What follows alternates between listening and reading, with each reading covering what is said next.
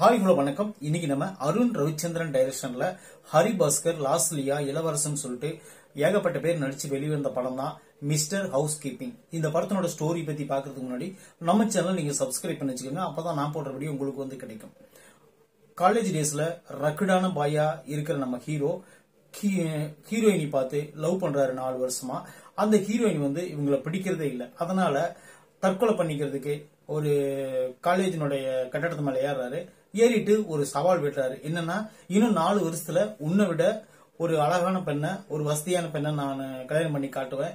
இல்லைன்னா life time உங்க வீட்டுல வந்து ஹவுஸ் கீப்பரா நான் இருப்பேன் அப்படின்னு சொல்றாரு. அதாவது வீட்டு வேலைக்காரனா உனக்கு காலம்போரா இருப்பேன் அப்படின்னு சொல்றாரு. இந்த பிளாஷ்பேக்கை அப்படியே கட் பண்ணோம்னா அடுத்தது வந்து இப்போ டுடே என்ன நடக்குதுன்னு பாத்தீங்கன்னா, ஒரு அப்பா அம்மா, அவங்களுக்கு வந்து ஒரு பையன், நம்ம ஹீரோவுக்கு ஒரு தங்கச்சி. அப்பா வந்து ஒரு கண்டிப்பானவர்னா அவர் என்ன பண்றாருன்னா, மகனை எனி டைம் திட்டிகிட்டே தான் இருப்பாரு. அவர் எந்த வேலைக்கும் போகிறது இல்லை அப்படின்னு சொல்லிட்டு அம்மா வந்து அன்போட பரிவோட சாப்பாடு கொடுத்துட்டு அவரை பாதுகாத்துட்டு வருவாங்க. இதுதான் அப்பா அம்மா கேரக்டர். தங்கச்சி ஒருத்தருக்கு இருப்பாங்க. இப்ப என்னாச்சுன்னா, நம்ம கதையோட ஹீரோ ஒரு தவறுதலா ஒரு போஸ்ட வந்து அப்பாவை வச்சு ஒரு போஸ்ட் வந்து அப்பாவோட சீலையே ஒரு இல்லீகலான போஸ்ட ஒரு ஃபேக் ஐடியில் அனுப்பிடுவார். அனுப்பின உடனே அவங்க என்ன பண்ணுவாங்கன்னா, ஒரு 5000 ரூபாய் கொடு, அப்பதான் இந்த வீடியோ நான் டெலீட் பண்ணுவேன்னு சொல்லிட்டு அந்த ஃபேக் ஐடி வந்து நம்ம ஹீரோ கிட்ட கேட்கிறாரு. இப்ப பண தேவை ஏற்பட்டுருச்சு நம்ம ஹீரோவுக்கு. ஹீரோ என்ன பண்றாருன்னு பாத்தீங்கன்னா, ஒரு பெரிய வில்லா இருக்குது. அந்த வில்லால வந்து ஹவுஸ் கீப்பிங்க்கு ஆள் தேவைப்படுது. ஒரே ஒரு ஆள் மட்டும் குறையுதுன்னு சொல்லிட்டு சொல்றாங்க. சொன்ன உடனே நம்ம ஹீரோ என்ன பண்றாருன்னா, ஒரு 5000 நம்மளுக்கு இப்போதைக்கு தேவை, அப்ப நம்ம வேலை வெட்டி இல்லாம இருக்கோம், அந்த ஹவுஸ் கீப்பிங் வேலைக்கு போனோம்னா நம்மளுக்கு ஒரு 5000 கிடைக்கும், அந்த ஃபேக் ஐடி கொடுத்துடலாம், நம்ம அந்த வீடியோவை டெலீட் பண்ணிடலாம்னு சொல்லிட்டு போறாரு. போயிட்டு அந்த ஹவுஸ் கீப்பிங் இடத்துக்கு போகும்போது அந்த ஹவுஸ் கீப்பிங்கோட ஓனர் யாருன்னு பாத்தீங்கன்னா, நம்ம ஹீரோயினியான லாஸ்லியா. அதாவது காலேஜ் டேஸ்ல இவங்க லவ் பண்ணிட்டு இருந்தவங்க. உள்ள போய் இவர் ஷாக்கிங் ஆகுறாரு. ஷாக்கிங் ஆனோடனே 10K சம்பளம் பேசி அந்த ஹவுஸ் கீப்பிங் வேலையை செய்யறாரு. செஞ்சிட்டு இருக்கும்போது இவர் வந்து லவ் பண்ண ஆரம்பிச்சிடறாரு. அவங்களும் ஐ லவ் யூ அப்படின்னு சொல்லிடுறாங்க. சொன்ன உடனே ஹீரோ என்ன பண்றாருன்னா, அவளை அந்த ஹீரோயினிய அப்படியே உறுதியா லவ் பண்ண ஆரம்பிச்சிடறாரு. ஆனா ஹீரோயினி அவங்க வேலை செஞ்சிட்டு இருக்கிற ஐடி கம்பெனில வேலை செஞ்சிட்டு இருக்கிற சக நண்பரான இன்னொரு ஹீரோவை அவங்க லவ் பண்ண ஆரம்பிக்கிறாங்க. மேரேஜுக்கு ஒத்துக்கிறாங்க. நம்ம ஹீரோ ஒன் சைடா லவ் பண்ணிட்டு இருக்கிறாரு.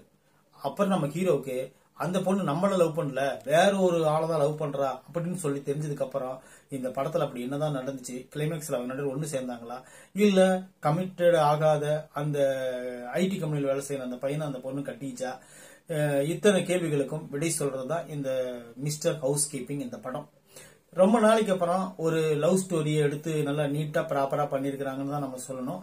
அந்த மாதிரி ஒரு கதையம்சம் கொண்ட படம் தான் இது. இது முழுக்க ஹரிபாஸ்கரனுடைய நடிப்புல வந்த, அதாவது வந்து பிரேம் அவர் மட்டும்தான் நல்லா ஜொலிச்சு நிக்கிற அளவுக்கு அந்த அளவுக்கு பண்ணிருக்காரு. லாஸ்ட்லியே வந்து மிளிரும் பொம்மையா வந்து இந்த படத்துல சூப்பரா நடிச்சிருக்காங்க. அவங்க நடிச்சிருக்கிறது இந்த படத்துல உண்மையிலேயே கொஞ்சம் ஆச்சரியமான விஷயம் தான். நல்லா நடிச்சிருக்காங்க. பிக் பாஸ்ல இருந்த லாஸ்ட்லியா தான் இந்த படத்துல நடிச்சிருக்கிறது, வேற யாரும் இல்ல. அப்புறம் இளவரசு நீங்க சொல்லவே தேவையில்லை. அவருக்கு ஒரு போர்ஷன் வரும்போது போர்ஷன்லாம் உண்மையிலேயே வேற லெவல் பண்ணிக்கிறாரு. அம்மாவும் அந்த கேரக்டர் அவங்களும் அப்படித்தான். அது போல நம்ம ஷாசு வந்து இந்த படத்துல நடிச்சிருக்காரு. இன்னும் நிறைய பேர் நடிச்சிருக்காங்க. காமெடிக்கு பஞ்சல்ல.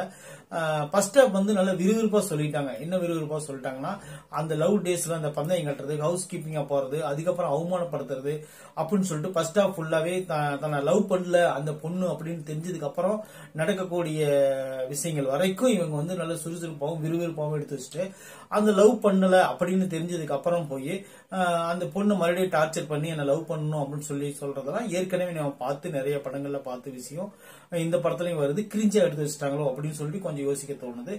அவங்களுக்கு அந்த லவ் பண்ற பையனுக்கும் நம்ம ஹீரோவுக்கும் நடக்க அடிதடி, நம்ம ஹீரோயினிக்கும் நம்ம லவ் பண்ற பையனுக்கும் நடக்கிற சில மோதல்கள் எல்லாம் சேர்ந்து கடைசி வரைக்கும் அவங்க வந்து ஒரு கிரிஞ்ச் மாதிரி, அதாவது ரோமியோ ஜூலியட் படத்துல அன்சிகாவுக்கும் ஜெயம் ரவிக்கும் மோதன அந்த கிரிஞ்ச் அந்த அது நல்லா இருக்கும். ஆனா இது அதே போல எடுத்து வச்ச மாதிரி அந்த படத்தை கொஞ்சம் ஞாபகம் ஞாபகப்படுத்துற மாதிரி நம்மளுக்கு தெரியுது. இன்னும் சொல்ல போனா செகண்ட் ஹாப் வந்து இன்னும் கொஞ்சம் ப்ராப்பரா எடுத்திருந்தா, கொஞ்சம் நீளத்தை கம்மி பண்ணியிருந்தா இன்னும் கூட இந்த படம் நல்லா சூப்பரான படம் சொல்லிக்கிறோம். ஆனா ஓரளவுக்கு பார்த்து ரசிக்கிறபடியே தான் இந்த படம். ஒரு டைம் பார்த்து எல்லாருமே ரசிக்கலாம், அதுக்கு உண்டான படம் தான் இது. குறையெல்லாம் இது இல்லை, நீங்க பாத்தீங்கன்னா உங்களுக்கு ஒரு டைம் என்டர்டைன்மெண்டா இருக்கும், அவ்வளவுதான். இந்த படத்தினோட விமர்சனம் உங்களுக்கு பிடிச்சிருந்தா கண்டிப்பா நம்ம சேனல் நீங்க சப்ஸ்கிரைப் பண்ணி வச்சுக்கோங்க.